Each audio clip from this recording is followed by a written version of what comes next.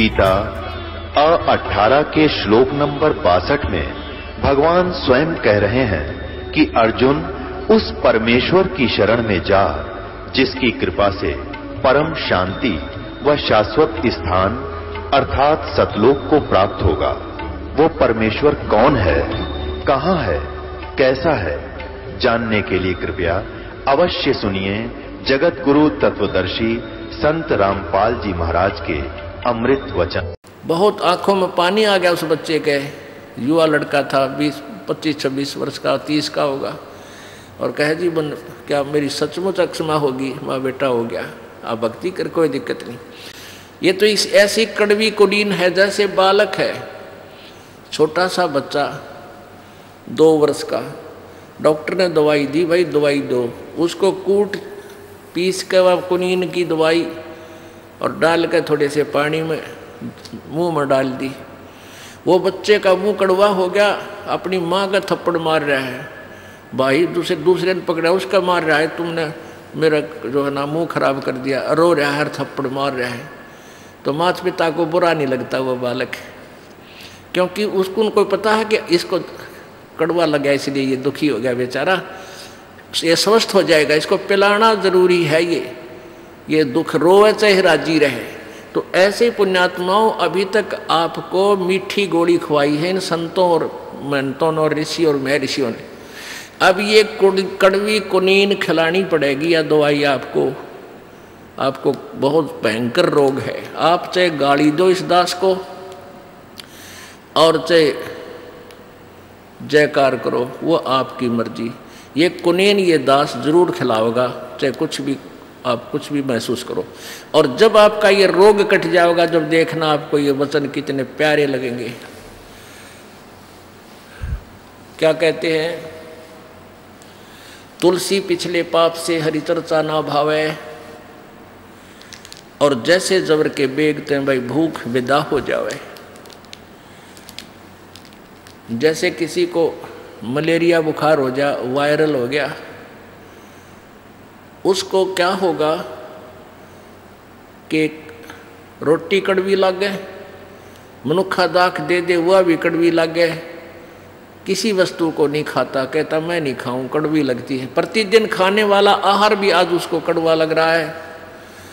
उस जवर के वेग ने, उस जवर के प्रभाव ने वो मीठी वस्तु भी उस व्यक्ति को आज कड़वी लग रही है, उस जवर के बेगते, जवर के प्रभाव से। उस जवर के उतारने का विधि कौन सा है, मेथड कौन सा है? यही मेथड है कि उसको कड़वी ही दवाई खिलाई जाए, कुनीन खिलावे, ना चाहते हुए भी खानी पड़ेंगी, और फिर वो स्वस्थ हो जाएगा। जब वो कड़वी कुनीन खा के, कड़वी दवाई आहार करके फिर वो स्वस्थ हो जाएगा, तो फिर वो सूखी रोटी भी खाओगा, उसको कड़वी नहीं लगेगी। तो पुण्यात्माओं, अब आपका बुखार उतर गया, ना यहाँ कोई नाचना गाना, ना कोई टनक टनक, किसी प्रकार का कोई साजबाज नहीं, सूखी रोटी खिलाई जा रही है। और लेकिन ये बहुत ही पौष्टिक आहार है, और आप सहर्ष खा रहे हो, उमंग उमंग कर आ रहे हो, क्योंकि आप स्वस्थ हो गए। स्वस्थ व्यक्ति को भूख लगती है, अस्वस्थ को नहीं लगती। आपको परमात्मा के वचनों की भूख लगती है, आपकी आत्मा से उस दुष्पाप कर्मों का प्रभाव हट गया, आपका बुखार उतर गया ये कड़वे वचन सुन के। तो ये कड़वे वचन ही आपको कुनीन का काम करके आपके अंतःकरण में निर्मलता लाएंगे, और फिर आपको ये वचन अमृत तुल लगेंगे, जो आज कड़वे लगेंगे, जो पहली बार सुन रहा था। तो परमात्मा ने क्या बताया है कि जैसे आप जी आम का पौधा लगाना चाहते हो, नर्सरी से पौधा लाए, उसको प्रॉपर, उसके बीजने का प्रॉपर तरीका कैसा है कि जड़ को, मूल को गड्ढा खोद के मिट्टी में जड़ को दबाएंगे, फिर जड़ की सिंचाई करेंगे, पूजा करेंगे, जल डालेंगे, खाद डालेंगे, फिर वो पौधा धीरे धीरे पेड़ बन जाएगा। तो टहनियों के फल लगेंगे, उस आम के पेड़ की टहनियों को फल लगेंगे। तो जैसे अक्षर पुरुष एक पेड़ है, निरंजन वा की डार, और तीनों देवा शाखा है ये पात्र संसार।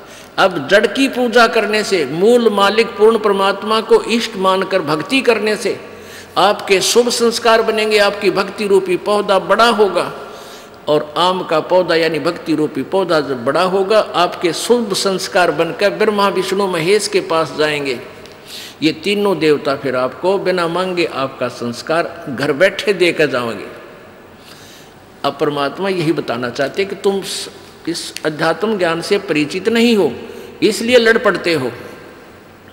अब क्या बताते हैं परमात्मा, ये देखिएगा, एक भक्ति रूपी पौधा आम का कैसे बीजना चाहिए।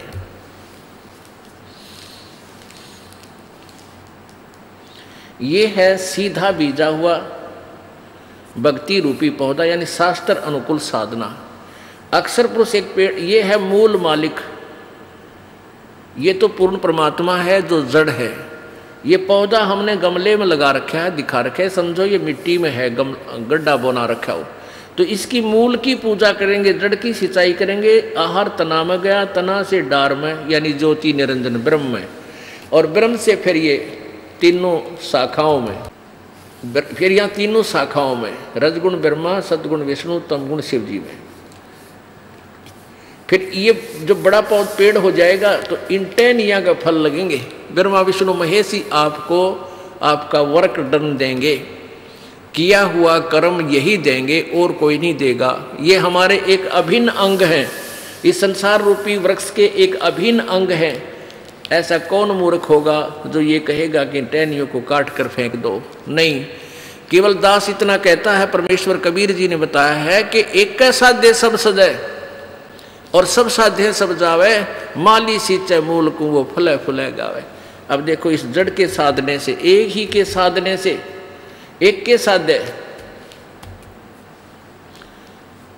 एक के साध्य, एक के साध्य सब सदै, और सब साध्य सब जावे। हम उल्टी भक्ति कर रहे हैं, शास्त्र विरुद्ध साधना करें। हमने क्या किया है, ब्रह्मा विष्णु महेश की पूजा शुरू कर दी इष्ट मान के, यानी उस पौधे को हमने टहनियों की तरफ से जमीन में गाड़ कर पानी डालने लगे, सिंचाई करने लगे। ये रॉन्ग प्रोसीजर है, ये प्रॉपर वे नहीं है। तो परमात्मा ने ये बताया है कि एक के साध्य, ये सब सद है, और सब साध्य सब जावे। भक्ति रूपी पौधा आपका नष्ट हो जाएगा। गीता जी अध्याय नंबर 16 के श्लोक नंबर 23 में कहा कि शास्त्र विधि को त्याग कर जो मनमाना आचरण करते हैं, मनमानी पूजा करते हैं, साधनाएं करते हैं, उनको न तो कोई सुख होता है, न उनकी कोई सिद्धि प्राप्त होती है, और न ही उनकी गति होती है। यूजलेस, व्यर्थ। और यही परमात्मा बता रहे हैं कि एक के साध्य सब सद है, एक के साध्य सब सद है, और सब साध्य सब जावे। माली सींचे मूल को फले फुले गाए। अगाए माने नु कति डट के फले फूलेगा, सच्चाई ठीक करो। ऐसे भक्ति रूपी पौधा आप बोगे, मूल मालिक कबीर परमेश्वर को इष्ट मानकर पूजा करोगे, साधना करोगे, तो आपके यहाँ रहते हुए भी जो आपको सुख चाहिए, आपको यहाँ रहते जो आवश्यक वस्तुएं चाहिए, तो आपका इतना संस्कार परमात्मा ब्रह्मा विष्णु महेश के पास भेज देगा आपके अकाउंट में, और वहाँ से फिर आपको वो ब्रह्मा विष्णु महेश देंगे आपका वर्क डन। अपनी तरफ से कुछ नहीं देंगे वो। आपने शास्त्रानुकूल साधना की तो आपका पुण्य बना, पुण्य के प्रतिफल में वो आपको यहाँ की सुख सुविधा प्रदान करेंगे, क्योंकि यहाँ के वे तीनों इंचार्ज हैं, इनको अलग नहीं कर सकते।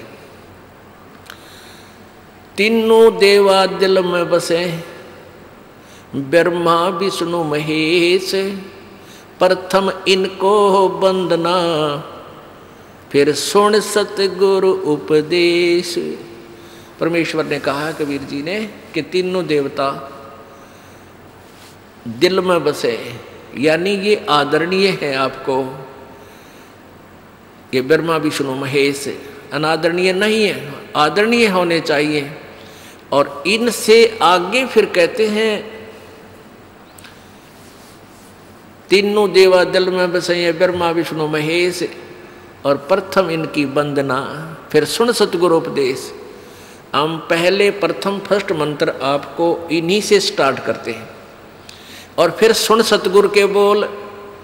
सतगुरु तत्वदर्शी संत फिर क्या बताएगा, इनकी क्या स्थिति है, ये कितने भगवान हैं, इनकी भक्त साधना से कितना मोक्ष होगा। ये काम चलाऊ सरकार है, ये पूर्ण मुख स्वयं भी नहीं है ब्रह्मा विष्णु महेश, ये स्वयं नाशवान है, इनकी जन्म मृत्यु होती है। तो इनकी पूजा पर आधारित होकर इनको इष्ट मानकर पूजने से आप मोक्ष नहीं प्राप्त कर सकते। अब यह कड़वी कुनीन फिर आपको खिला दी, इसके साथ एक ये लालटेन दिखानी जरूरी होगी, क्योंकि ब्रह्मा विष्णु महेश को और नासवान शब्द से संबोधित करना 4 गोली इकट्ठी कुनीन की खिलाना समझ लो, और फिर इसके साथ एक खांड की फांकी लगवा देंगे तो जीव ठीक हो जाएगी। अब हम पुराणों को सत्य मानते हैं, हिंदू समाज के जितने भी अनुयायी हैं हिंदू लोग, और उन्हीं पुराणों में लिखा ये नासवान है, तो यह खांड की फांकी आपको लगवा देंगे तो जीव खराब ना रहेगी, आपके मन में दोष नहीं आएगा। अब देखिएगा, संक्षिप्त देवी भागवत गीता प्रेस गोरखपुर से प्रकाशित है, और गीता प्रेस गोरखपुर एक ऐसी ये संस्था है, इसके बारे में पूरे हिंदू धर्म को विश्वास है, ये ऑथेंटिक रिकॉर्ड है। ये देखिएगा, संपादक है हनुमान प्रसाद पोदार चिमनलाल गोस्वामी। केवल एक झलक दिखाएंगे आपको 123 पृष्ठ पे। ये देखिएगा 123 पृष्ठ,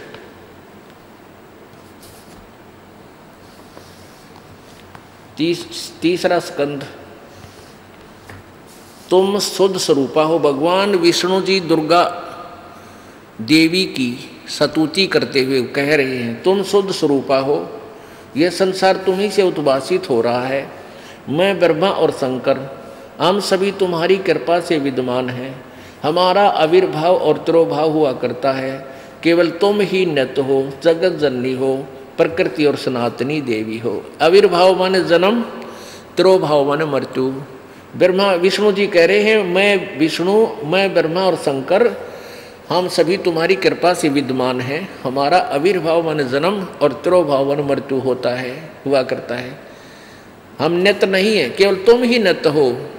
नित्य माने अविनाशी, और जगत जननी हो, प्रकृति और सनातनी देवी हो।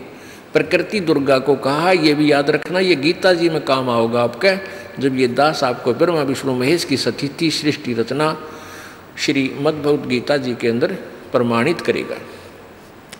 ये देखो, अब यहाँ शंकर जी बोल रहे हैं, भगवान शंकर बोले, देवी यदि महाभाग विष्णु तुम ही से प्रकट हुए हैं, यानी उत्पन्न हुए हैं, जन्म लिया है, तो उनके बाद उत्पन्न होने वाले ब्रह्मा भी तुम्हारे ही बालक हुए। फिर मैं तमोगुणी लीला करने वाला शंकर क्या तुम्हारी संतान नहीं हुआ? अर्थात मुझे भी उत्पन्न करने वाली तुम ही हो। शिवे संपूर्ण संसार की सृष्टि करने में तुम बड़ी चतुर हो। 123 ही पढ़कर सुना रहा हूँ आपको। इस संसार की सृष्टि स्थिति और संसार में तुम्हारे गुण सदा समर्थ हैं। उन्हीं तीनों गुणों से उत्पन्न हम ब्रह्मा विष्णु एवं शंकर नियमानुसार कार्य में तत्पर रहते हैं। अब इससे कितने कंसेप्ट क्लियर हो गए? पहले तो ये हुआ कि ब्रह्मा विष्णु महेश नासवान है, इनकी जन्म मृत्यु होती है। दूसरा ये हो गया कि दुर्गा इनकी माता है, इससे इनका जन्म हुआ है। और तीसरा ये होगा कि रजगुण ब्रह्मा है, सतगुण विष्णु, तमगुण शिव। तो गीता जी अध्याय नंबर 15 के श्लोक नंबर 1 में, 2 में और 3, 4 में यही स्पष्ट किया है कि ऊपर को जड़ वाला और नीचे को ये तीनों गुण रूपी शाखा वाला, ये संसार रूपी वृक्ष है। और जो संत इसको पूरे विभागों सहित जानता है, तना कौन भगवान है, मूल मालिक का क्या नाम है, डार कौन है, और भाई पत्ते कौन है, शाखा कौन है, वो तत्वदर्शी संत है। फिर क्या बताया है चौथे अध्याय के तीसरे श्लोक में कि जब तत्वदर्शी संत मिल जाता है, 15वें अध्याय के 1, 2, 3 और 4 इन चारों श्लोकों का एक सामूहिक सा अनुवाद दास आपको शॉर्ट में बताता है, संक्षिप्त में, कि इस संसार रूपी वृक्ष के बारे में गीता ज्ञानदाता कहता है कि यहाँ विचार काल में अर्थात तेरे मेरे गीता जी के डिस्कशन में, इस ज्ञान के डिस्कशन में यानी गीता ज्ञान देते समय मैं पूर्ण रूप से परिचित नहीं हूँ संसार रूपी सृष्टि की रचना के विषय में, क्योंकि इसका जन्म भी बाद में हुआ था सतलोक में, जो परमात्मा ने सारी सृष्टि रच दी थी। इसलिए वो कहता है कि उस तत्वदर्शी संत के मिलने के पश्चात इस अज्ञान रूपी उलझी हुई गुत्थी को उस तत्व ज्ञान रूपी शस्त्र से काट के, यानी तत्वदर्शी संत से ये ज्ञान समझकर उसके पश्चात उस परमेश्वर के उस परम पद की खोज करनी चाहिए, जहाँ जाने के बाद ये प्राणी लौट के फिर संसार में कभी जन्म नहीं लेता, अर्थात पूर्ण मोक्ष प्राप्त करता है। और जिस परमेश्वर ने संसार रूपी वृक्ष के ये प्रवृत्ति विस्तार को प्राप्त हुई, अर्थात जिसने सारे ब्रह्मांडों की रचना की है, गीता ज्ञानदाता कहता मैं भी उसी की शरण में हूँ। इस गीता जी अध्याय नंबर 18 के श्लोक नंबर 62 में कहा है कि हे अर्जुन, तू सर्वभाव से उस परमेश्वर की शरण में जा, जिसकी कृपा से तू परम शांति और शाश्वत स्थानम, शाश्वतम स्थानम, ये तो संस्कृत है।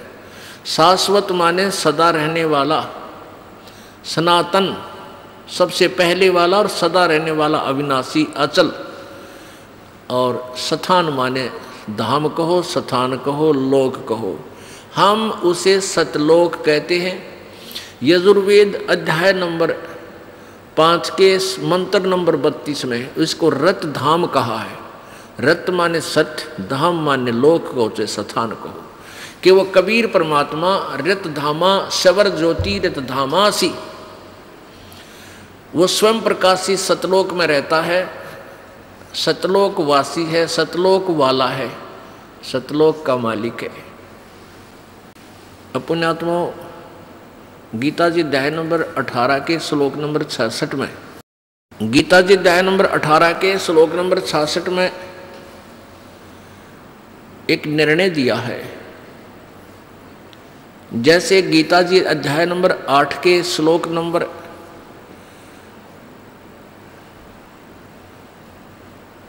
13 में गीता ज्ञानदाता कहता है कि मेरा केवल ओम नाम है, एक ओम नाम है मेरा, नथिंग एल्स, मुझ ब्रह्म का केवल एक ओम नाम है। इति ओम इति एक अक्षरम ब्रह्म व्यवहारन मामन समरण, ये पर्याति तदन देहम स याति परमाम गतिम। या तो है संस्कृत, इसका अर्थ ये है कि मुझ ब्रह्म का, गीता ज्ञानदाता कहता है माम ब्रह्म, मुझ ब्रह्म का एक ओम अक्षर है, यह एक ओम अक्षर है, नथिंग एल्स, उच्चारण करके स्मरण करने का, और जो अंतिम श्वास तक इसका स्मरण करता रहता है वो मेरे वाली, मुझसे मिलने वाला लाभ, मेरे वाली गति को, परम गति को प्राप्त होता है। गीता जी अध्याय नंबर 8 के श्लोक नंबर 5 और 7 में गीता ज्ञानदाता कहता है कि मेरी भक्ति करेगा तो मुझे प्राप्त होगा। फिर गीता जी अध्याय नंबर 8 के ही श्लोक नंबर 1 में अर्जुन ने पूछा है कि परमात्मा आपने गीता अध्याय नंबर 7 के श्लोक नंबर 29 में जो कहा है कि उस तत्ब्रह्म को और अध्यात्म, पूरे अध्यात्म ज्ञान को जब तत्वदर्शी संत से सुनकर परिचित हो जाते हैं, वो व्यक्ति केवल जरा और मरण से छूटने का ही प्रयत्न करते हैं। जरा मरण, जरा माने मृत्यु और मरण, जरा माने बुढ़ापा और मरण माने मृत्यु। वो केवल जन्म और बुढ़ापे तय मृत्यु और बुढ़ापे से छुटकारा पाने की चेष्टा करते हैं उस तत्वदर्शी संत के ज्ञान से परिचित होने के बाद। तो गीता ज्ञान दाता अर्जुन ने पूछा 8वें अध्याय के एक श्लोक में कि वो कौन है फिर तत्ब्रह्म। गीता ज्ञान दाता ने 8वें अध्याय के 3रे श्लोक में कहा है कि वो परम अक्षर ब्रह्म है। ओए होए। तो यहाँ 8वें अध्याय के 5 और 7 में गीता ज्ञान दाता अपनी साधना को कहता है। फिर गीता अध्याय नंबर 8 के ही 8, 9, 10 3 श्लोकों में उस परम अक्षर ब्रह्म, उस दिव्य पुरुष, उस मूल मालिक की साधना को कहता है। उसकी साधना का मंत्र 17वें अध्याय के 23वें श्लोक में कहा है कि ब्रह्म ओम तत्सत इति निर्देश ब्रह्म ने त्रिविध समर्थ है। ओम तत्सत इति निर्देश है ब्रह्मणे मन सच्चिदानंद घन ब्रह्म यानी परम अक्षर ब्रह्म की साधना का ओम तत्सत ये एक निर्देश है, फाइनल ऑर्डर है, नथिंग एल्स। और जो उसकी भक्ति करता है उसको प्राप्त होता है। अब उसको प्राप्त होने की कौन सी विधि है? गीता जी अध्याय नंबर 18 के श्लोक नंबर 66 में कहा है कि सर्वधर्मान परित्यज्य माम एकम शरणम व्रज अहम तवा सर्व पापे भा मोक्षामि मा शुच। अब गीता ज्ञानदाता कहता है जैसे ओम मंत्र ये तो ब्रह्म का क्लियर कट और तत्व ये परब्रह्म का है, ये सांकेतिक मंत्र है, ये नहीं बताया जाता किसी को, ओनली उपदेशी को ही ये दास बताएगा।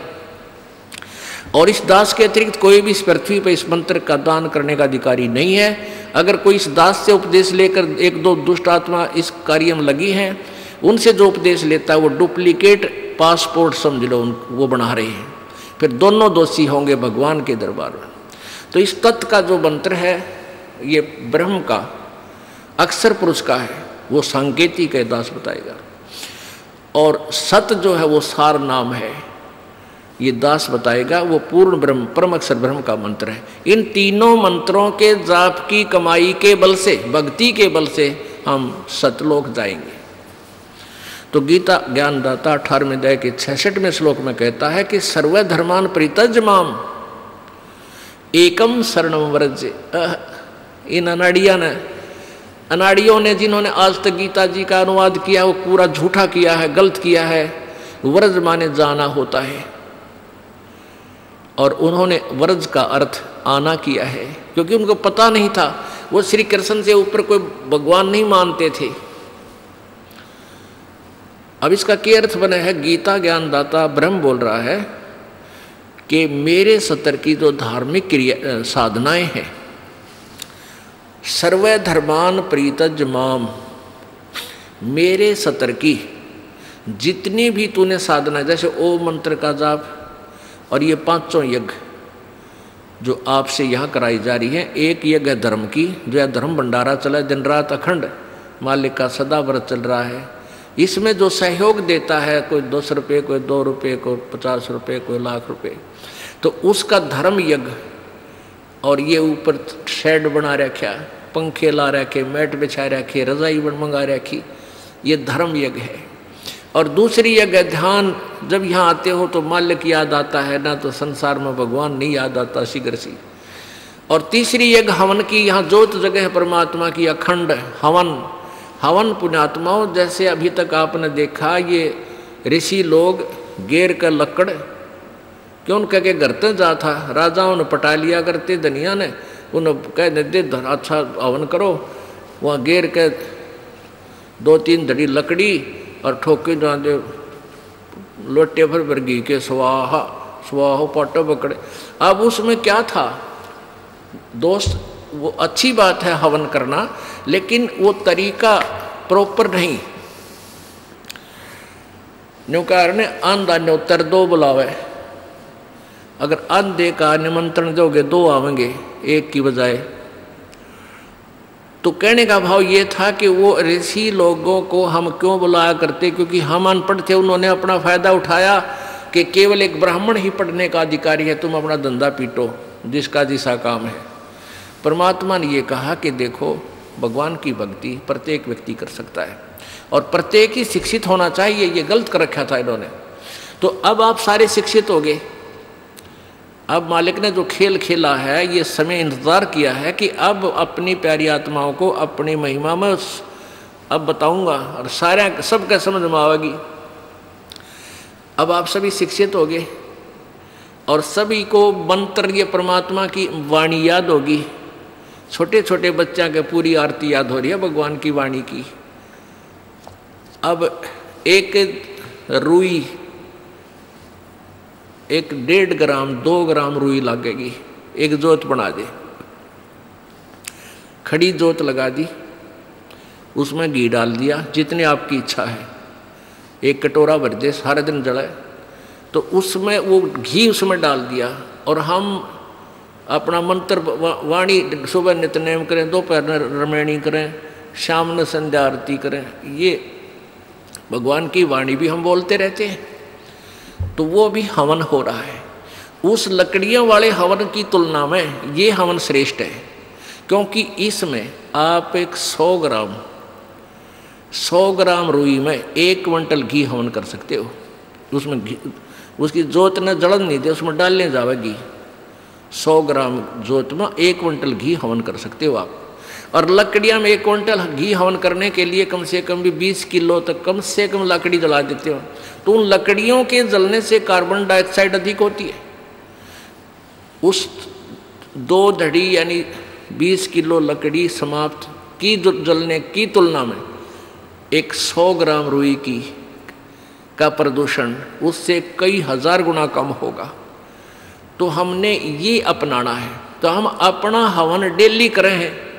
अब क्या करा करते, कोई मृत्यु होगी, बुलाओ गुरुजी ने और हमारा हवन करियो 2 दिन 4 दिन, वो 2 दिन के हवन में किला टूट गया। रोज करो हवन अपना, एक जोत लगा दे, सुता उठ के हाथ पैर धो ले, नहान का ना फुर्सत मिले, कोई जरूरी ना होती नहाना, इसमें नहाए धोए क्या भ्याज है, मन का मैल ना जाए और मीन सदा जल में रहे, धोए बांस ना जाए। अंदर से अंत तक साफ हो, हाथ पैर जरूर धो ले, क्योंकि धार्मिक वस्तुओं के हाथ लगाने।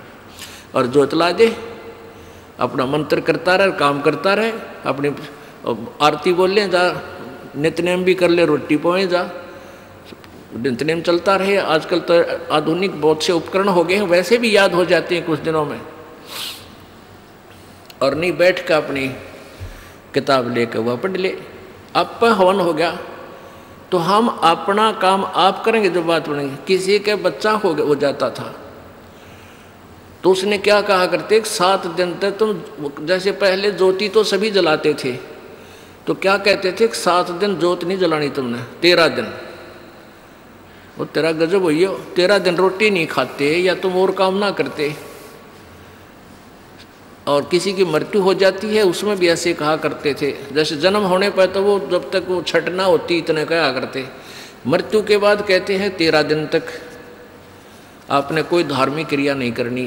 तेरा गजब हो, परमात्मा रोटी रोज खा रहे हो, किसी दिन भी ना छूटती, ठीक है। कोई प्रिय की मृत्यु हो जाती है, रो पीट के दोपहर तक ना खाओगा, शाम में खानी पड़ेगी, रो पीट के रोटी खानी पड़ेगी। तो ऐसे ही भक्ति परमात्मा का हवन ज्योति डेली आरती रोज करनी है, चाहे दुख हो चाहे सुख हो। ये परित्याग नहीं करना, ये भूल है हमारे। अब जो प्रसंग चल रहा है वहीं आते हैं फिर। अब 5 यज्ञ आप कर रहे हो, एक यज्ञ धर्म की, दूसरी यज्ञ ध्यान और तीसरी यज्ञ हवन की। यहाँ जितने भी जैसे पाठ चल रहे हैं, अगर 150 पाठ हैं तो 150 ज्योति जला दी जाएंगी और 3 दिन तक अखंड ये ज्योति जलेंगी। हवन हो रहा है। फिर जो अन्य भी कोई अपनी ज्योति जगवाने के लिए दान करते हैं, उनकी अलग से ज्योतियाँ जलाई जा रही हैं। वो दिन रात पूरे महीने चलती हैं, पूरे वर्ष चलती हैं। तो ये एक तीसरी यज्ञ हवन की, चौथी यज्ञ प्रणाम और 5वीं यज्ञ ये तत्व ज्ञान की। इन 5 यज्ञों और ओम नाम के मंत्र की कमाई को हम इस ज्योति निरंजन के पास छोड़ देंगे। हम क्या करते रहे, हम पहले ओम नाम का जाप करते, ये 5 यज्ञ करते, उसका फल हम स्वर्ग महास्वर्ग ब्रह्मलोक में जाकर नष्ट कर देते ये पुण्य। फिर पाप के लिए नरक में जाते, फिर 84 लाख योनियों में धक्के खाते। अब परमात्मा से हम की वाणी से हमें ज्ञान हो गया कि इस कमाई को हम वेस्ट नहीं करेंगे। हम यहाँ कोई मंत्री बनेंगे, ना हमने मुख्यमंत्री बन की हो सकता, ना प्रधानमंत्री, ना इंद्र की पदवी हमें नहीं चाहिए। इंद्र दा राज काग दा बिष्टा, इंद्र स्वर्ग का राज भी हमारे लिए काग की बीट तुल हो जाना चाहिए। यदि आप सतलोक जाना चाहते हो और तुम्हारे सरपंच की पीपी इधर बैठो है तेरा, फिर किसे भगत तुम? हमने नहीं यहाँ का कोई भी सुख चाहिए। यदि तुमने सतलोक जाना, यही धक्के खाने हैं तो ठीक है, आप पुण्य कर रहे हो, इसके प्रतिफल में चाहे पूरी पृथ्वी के राजा भी बन सकते हो और फिर गधा राजा भी बन सकते हो। तुरंत ये पहले सोच लेना। राजा कहते हैं कबीर हरि के नाम बिना ये राजा रसब हो, बड़े गधे ने रसब बोले। हमने यहाँ से पीछा छुटवाना पुण्यात्माओं, इस बात को कति अपने पल्ला गांठ लगा लो, यानी दृढ़ निश्चय कर लो, दृढ़ संकल्प कर लो कि ये भगवान फिर बोर्ड के इस गंदे लोक में जन्म ना हो। हृदय में एक ऐसा हेट बने और वहाँ की इसी उमंग बने, सतलोक जाने की। जैसे बालक बच्चे ने कह दे कि तेरे मामा का ब्याह है, माँ कहती है भाई चल वहाँ चलेंगे, तो कई दिन पहले कूदन लग जाया करो बच्चे, मामा का जाऊँगा, मामा का जाऊँगा।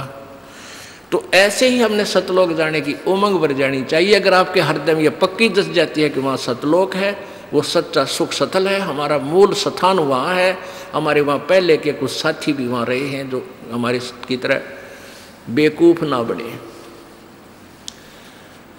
तो गरीबदास साहिब जी ने कहा है, वाह वाह अमरपुर जाऊंगा, वाह वाह अमरपुर जाऊंगा, सतलोक जाऊंगा, दीन दयाल भक्ति दे मोको, अनहद वाणी गाऊंगा, वाह वाह अमरपुर जाऊंगा, वाह वाह अमरपुर जाऊंगा। यानी ऐसी उमंग हो आपके अंदर।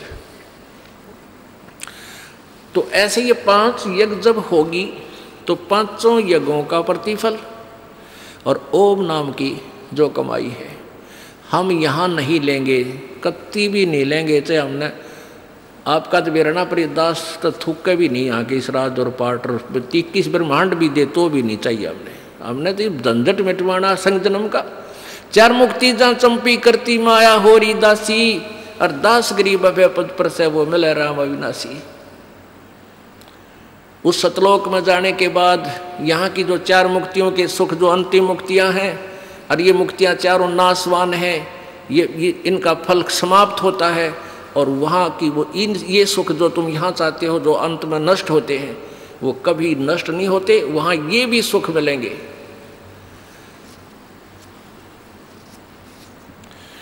तो गीता अध्याय नंबर 18 के श्लोक नंबर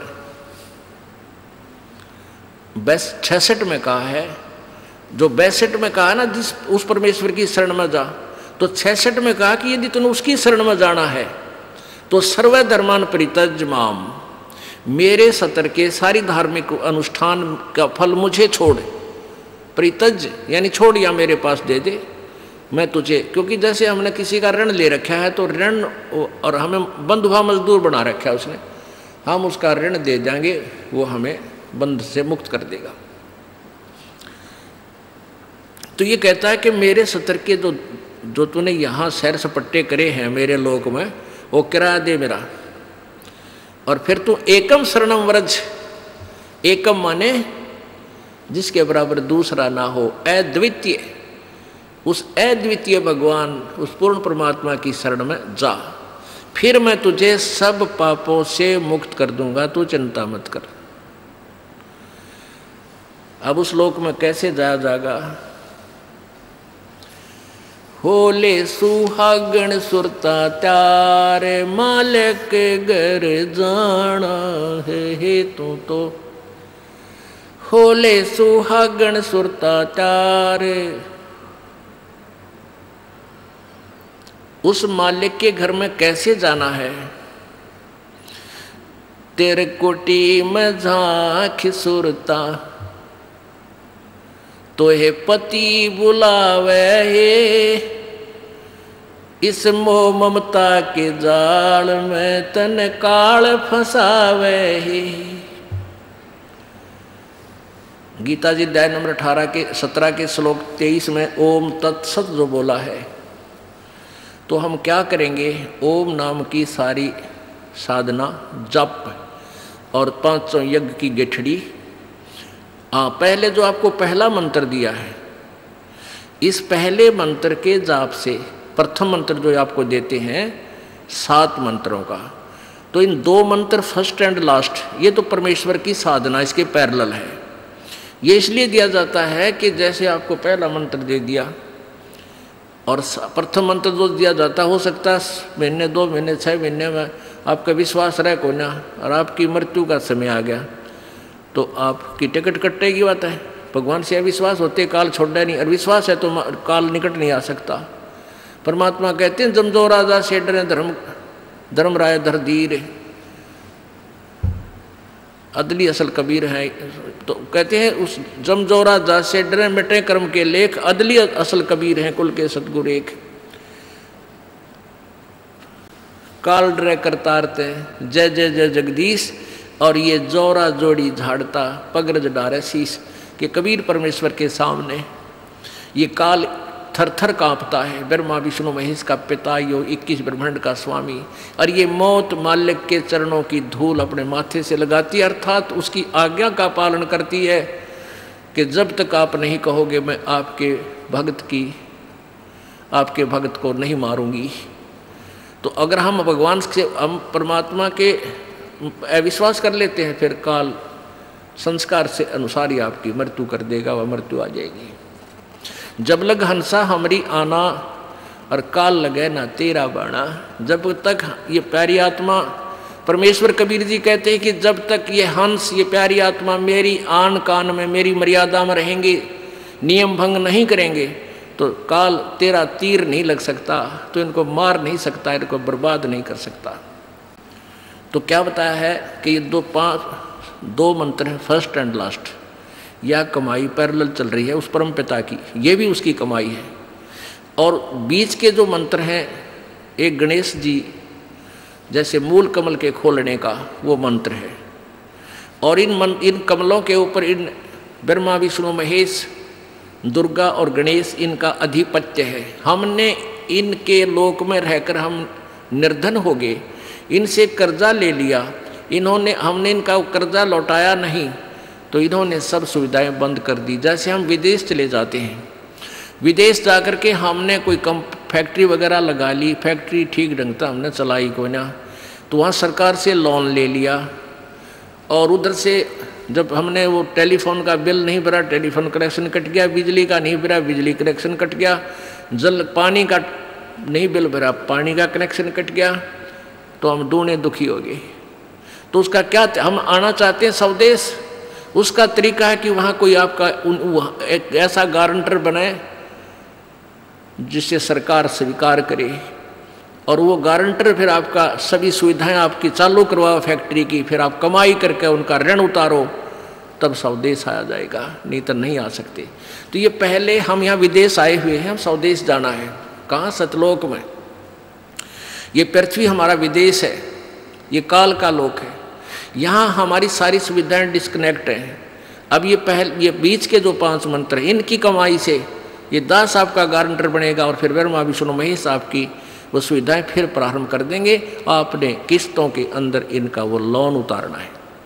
तो इस प्रथम मंत्र से आपको इनके साथ साथ इसलिए परमात्मा ने एडिशन खुराक दे रखी है, एडिशनल, कि कहीं बीच में गड़बड़ कर भी जाओ, आप बालक हो जाती है समझना आती इतनी, तो मृत्यु भी होगी।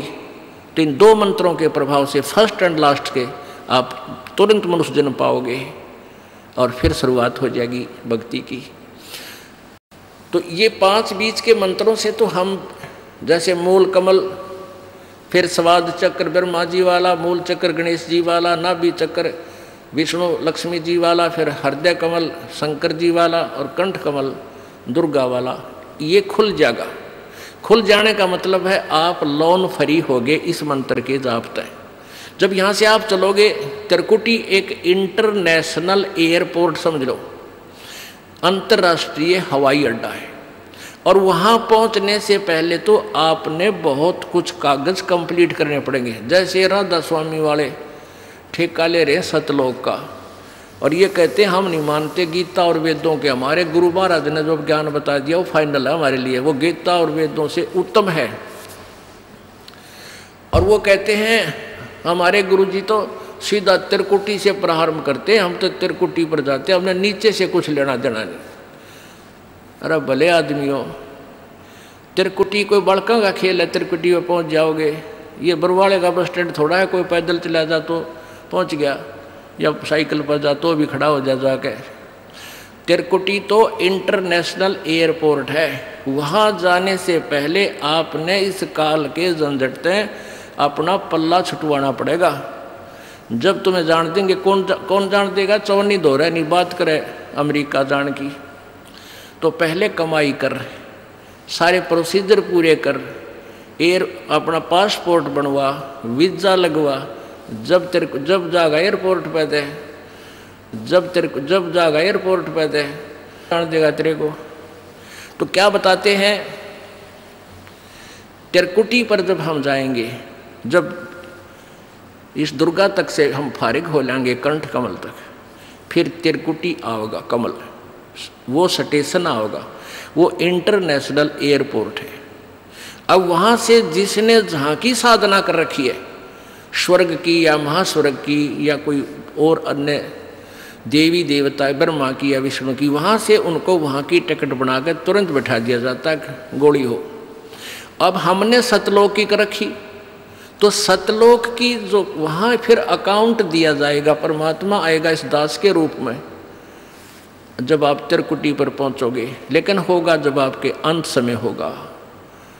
किसी भी सदग्रंथ, किसी भी महापुरुष की वाणी देख ले, गीता जी अध्याय नंबर 8 के श्लोक नंबर 13 में ये ब्रह्म कह रहा है कि मेरी साधना करनी है तो ये ओम नाम है, अंतिम सांस तक करते रहना तब मेरे पास आएगा। ऐसे परमेश्वर कहते हैं राम नाम रटते रहो जब तक घट में प्राण, और कदे तो दीन दयाल के भनक पड़ेगी कान। अंतिम श्वास तक जाप ही करते रहना, इसकी सिमरण करते रहना कमाई का। तो जब आप यहाँ संसार छोड़कर चलोगे, त्रिकुटी पर पहुँचोगे, तो वहाँ जाकर के आपने देखना है कि गुरुजी कहाँ हैं। वहाँ कैसा होगा, एक मेला सा भरा होगा। जैसे कोई कित्तकार है, तो कौन है भाई, मैं राधा स्वामी वाला का हूँ, तो कौन है, मैं फलाना ओ शंकर का पुजारी था। तो वहाँ सारा मेला भरा कॉमन। तो वहाँ फिर अपने अपने वो गुरुजी ने ढूंढे हुआ, भाई तुम अपने गुरु को देख लो कहाँ है।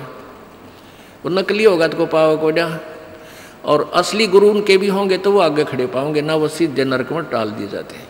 तो वहाँ आपने गुरुजी को देखना है, तो वो परमेश्वर इस दास के रूप में आपको उस एयरपोर्ट त्रिकुटी पर मिलेगा।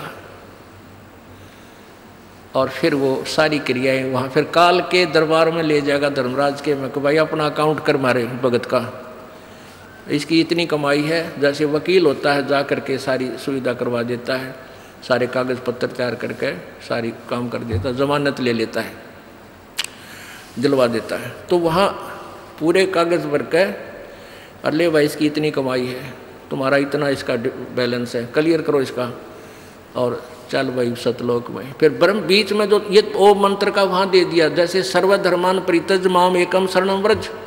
अब ब्रह्म तक का अकाउंट हमने त्रिकुटी पर कर दिया। फिर रह गया अक्षर पुरुष पर ब्रह्म का, वो तत्व मंत्र जो दूसरा मंत्र है ओम के साथ, जो सतनाम के अंदर, इसका पर ब्रह्म को इसका अकाउंट दे दिया कि उसके 7 शंख ब्रह्मंडों में से हमने पार करना है, यहाँ पर कोई ना छोड़े बगैर कुछ टैक्स लिए, उसको दे देंगे। फिर हम तीसरा मंत्र जो सतनाम सार नाम है, वो हमें सतलोक ले जाएगा, स्थायी स्थान मिलेगा। तो क्या बताया, त्रिकुटी में झांक सुरता तो हे पति बुलावे हे, इस मोह ममता के जाल में तने काल फसावे हे। अपने पति को भूल बावड़ी बैठी आराम संगर के, काम क्रोध मोह लोभ मस्करे रहिए जा रात डर के। अपने पति को भूल बावड़ी बैठी आराम संगर के। काम क्रोध मोह लोभ मस्करे रहिए जा रात डर के। मात पिता संतान संपत्ति में तू तो उलझ गई घर के। मिलना चाहे पति अपने ते बांधे कफन सिर के। देख जीवती मर कहे सुरता किसा आनंद आवे। इस मोह ममता के जाल में तन काल फसावे। तेरे कुटी में झांक सुरता तोहे पति बुलावे। मोह ममता के जाल में तोहे यू काल फसावे। पति मिलन की विधि बताऊं सुन सुरता चितला के। सतपुरुष से कर ले सगाई गुरु बिचौला बना के। पति मिलन की विधि बताऊं सुन सुरता चितला के। सतपुरुष से कर ले सगाई ये गुरु बिचौला बना के। सत्संग बान बैठिए लाडो ये दान की मेहंदी ला के। पांचों गहने पैर सुहागण सतनाम की बिंदी ला के। सत्संग बान बैठिए लाडो या दान की मेहंदी रचा के। पांचों गहने पैर सुहागण सतनाम की बिंदी ला के। प्रेम की लाली ला कहे सुरता क्यों न पति रिझावे। इस मोह ममता के जाल में तन यू काल फसावे। तेरे कुटी में झांक सुरता तो ये पति बुलावे। इस मोह ममता के जाल में तन काल फसावे। जाप अजपा जप के अपना दहेज बना लिए। अनहद बाजा बजन लगे तब खुशी मना लिए। जाप अजपा जप के अपना दहेज बना लिए। अनहद बाजा बजन लगे फिर खुशी मना लिए। आवे बिरहा कबीर लेवन ने खुश हो के चालिए। प्रेम की बारिश होवन लग फिर मलमल ना लिए। सार शब्द का सुरमा गा लिए जो पति को भाव है। इस मोह ममता के जाल में तने काल फसावे। तेरे कुटी में झांक सुरता तोहे पति बुलावे। इस मोह ममता के जाल में तोहे काल फसावे। आदीनी की मांग भरा के तू चलिए नाड़ झुका के। संत समागम बरात तेरी तन ले जावेगा ब्याह के। आदीनी की मांग भरा ले चलिए नाड़ झुका के। इस संत समागम बरात तेरी तन ले जावेगा ब्याह के। सुरत नृत है डोली तेरी बैठ सुन शिखर में जाके। ये मकर तार का खेल कांगना अल्लल ध्यान जचा के। सुरत नृत है डोली तेरी बैठ सुन शिखर में जाके। मकर तार का खेल कांगना अल्लल ध्यान जचा के। बैठ विश्वास सेज बिछा के वो शब्द छैल आवे। इस मोह ममता के जाल में तो है काल फसावे। तेरे कुटी में झांक सुरता तो ये पति बुलावे। इस मोह ममता के जाल में तो है काल फसावे। दिव्य दृष्टि से देख लिए तू अपने पति का सेरा। सुन शिखर में एक श्वेत महल है जहाँ तेरे पति का डेरा। दिव्य दृष्टि से देख लिए तू अपने पति का सेरा। सोन शिखर में श्वेत महल है, वहाँ तेरे पति का डेरा। इन त्रिलोकी यारों को भूल बावड़ी, इच्छा बीज भस्म हो तेरा। राम दुहाई साच कहत हूँ, सतगुरु करावे फेरा। इन त्रिलोकी यारों को भूल बावड़ी, इच्छा बीज भस्म हो तेरा। राम दुहाई सच कहत हूँ, सतगुरु करावे फेरा। रामपाल सतगुरु का चेहरा, रामपाल हो सतगुरु का चेहरा।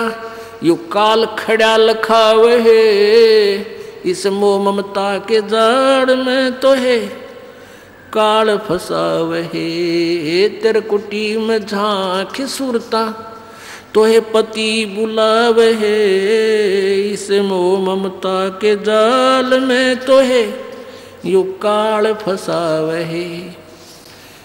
अपनात्मा,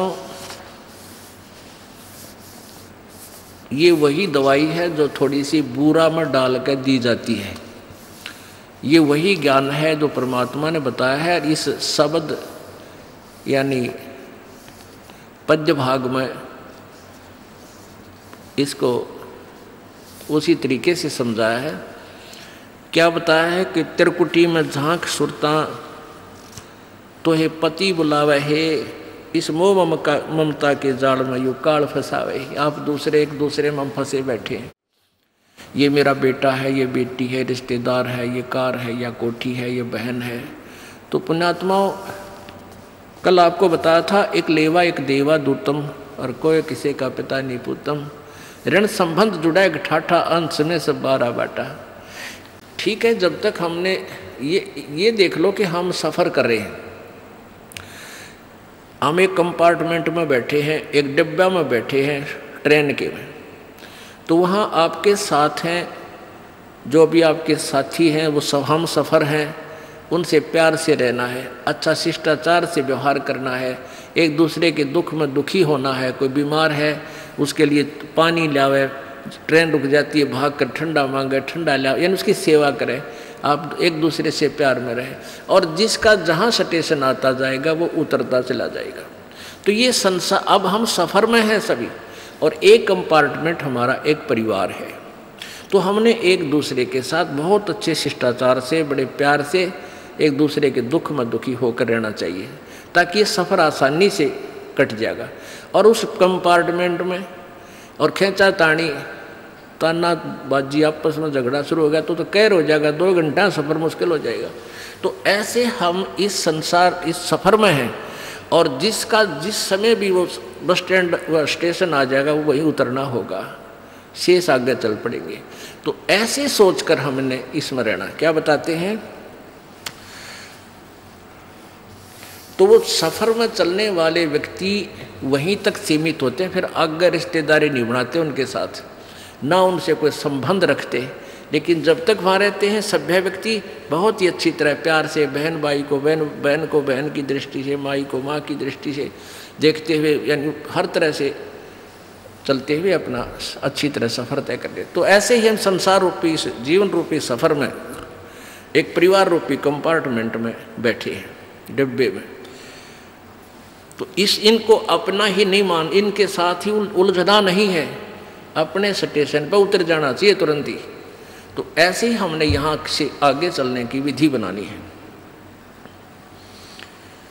अपने पति को भूल बावड़ी, इस आत्मा को समझाया जा रहा है कि तू अपने मालिक ने, अपने स्वामी सतपुरुष सतलोक को वाले मालिक को सदा सुखी रखा था, कोई दुख नहीं देवा था, उसको भूल के और यहाँ अन्य इष्ट पर आश्रित होगी, इसको अपना स्वामी बना लिया, यानी अन्य देवता की पूजा शुरू कर दी, वो न्यारा खसम बना लिया। खसम माने स्वामी, मालिक, इष्ट, जिसकी हम आड़ लेते हैं, जिससे कुछ इच्छा करते हैं।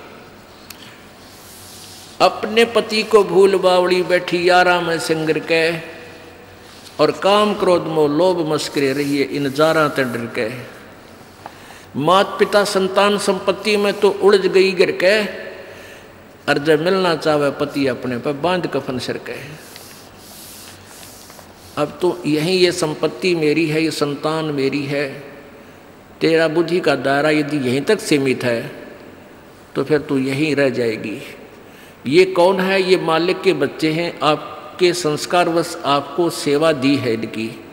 माता पिता ने अपना रोल करना चाहिए जो माता पिता का होता है, पिता पुत्र ने, पुत्र वधू ने भी अपना रोल करना चाहिए जो पिता और माता के प्रति उसका कर्तव्य बनता है। तो ऐसे हमने अपनी भूमिका को अच्छी तरह सुचारू ढंग से निभाना है, तभी हम यहाँ भी सुखी रहेंगे और सतलोक भी चले जाएंगे। अब देखा कैसे करते हैं, जैसे कोई मित्र और उसकी पत्नी आ जाते हैं मिलने के लिए, तो हम क्या करते हैं, मित्र को भी पूरा रिस्पेक्ट देते हैं, आओ आओ भाई साहब यहाँ बैठो।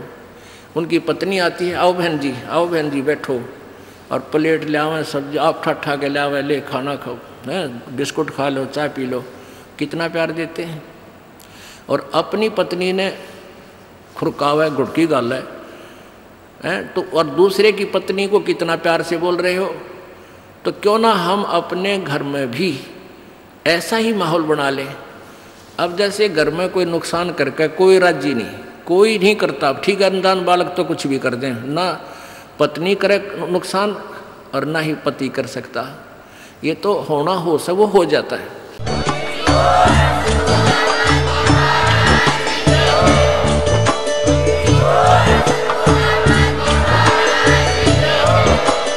आप सुन रहे थे जगत गुरु तत्वदर्शी संत रामपाल जी महाराज जी के मंगल प्रवचन। अधिक जानकारी के लिए विजिट कीजिए हमारी वेबसाइट www.jagatgururampalji.org। संत रामपाल जी महाराज जी के शुभ आशीर्वाद से पूरे विश्व भर में 500 से भी ज्यादा नाम दीक्षा केंद्र हैं, जिन पर संत रामपाल जी महाराज जी द्वारा ऑनलाइन निःशुल्क नाम दीक्षा दी जा रही है। अपने नजदीकी नाम दीक्षा केंद्र का पता करने के लिए संपर्क करें 8222880541।